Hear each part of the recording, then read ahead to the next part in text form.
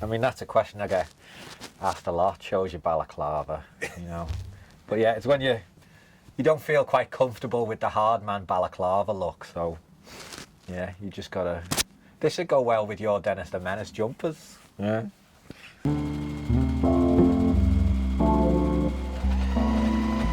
Be a Grandmaster chess or whatever, it's supposed to be like 10,000 hours. I think I've been doing this since 2015, so I reckon I'm in the 10,000 hour. So yeah, I was going to. I am a Grandmaster, yes. I'd love to make all of my own clothes. You know, that'd be the dream. That you could just think of something, you had the time and the space to kind of. I'm just going to make these trousers. I'm going to make this jacket. But hats were this achievable, manageable vehicle to kind of, you know, make cool little stories, make cool little graphics. I suppose that's why one of the reasons each hat has to have a name. The first version of a mountain cap, which I associate mountain caps with scallies, was called Damon, because I thought, what's the quintessential scally? Well, it's Damon from Brookside. You know, it feeds that character and that little story, and you know, HebTroCo, the fact that it's got its own name, the Micap, you know, becomes a sort of this thing you can play with, and it's really not serious. You know, that's so nice. That yeah, you know, which means you can go anywhere, because everybody knows from the beginning that this is fun. You know, we're very cool people, but we're able to have fun. You know, yeah. I want to look cool. I want to make things that are cool, and I want people to think I'm cool. So that's that's my mission. You know, the development of a hat. Like I'll think, oh, I want to make that hat. But in order to make that hat, I have to then go, right, I can't look at that hat. So I have to make my interpretation. You could, I suppose with the internet, you could go, right, I want to make this exactly as it was.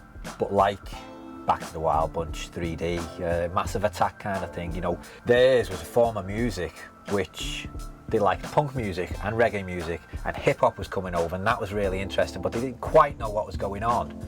So they brought all of these things they knew and tried to make it into this thing that they wanted to do. And by not knowing and not kind of having that, oh, this is how you do it, they make the next thing. You got to start somewhere, but I think you've always got to find other bits to feed in, and that's where you come out with something that's exciting. The fabric, it makes certain decisions for you first. You know, you roll the fabric, the feel of it, like you say, the drape, that, you know, is it loose, is it firm? And what's nice of that is that you brought cream moleskin, which I would never have picked up.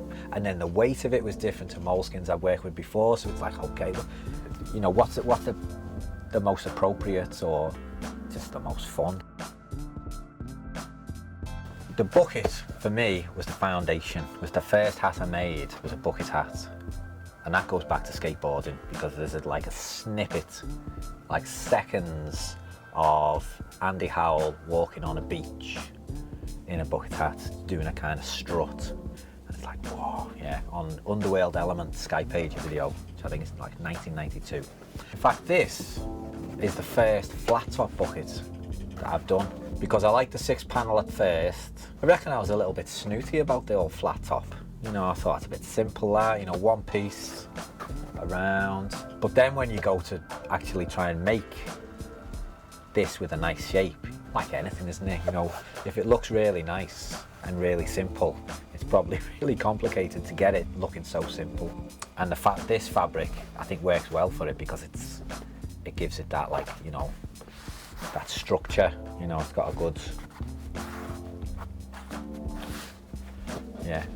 shape. It holds itself very well.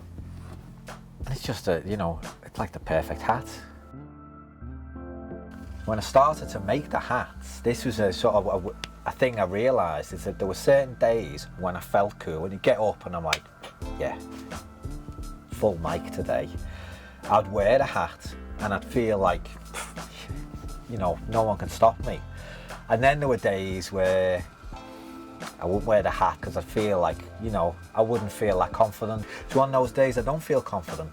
If I put the hat on, I've got it on then, I'm out, I've got the hat on, so I've got to, you know, it's on my head, I've got to present it. So can that raise my my confidence on those days? Yeah, the transformative power of cool clothes.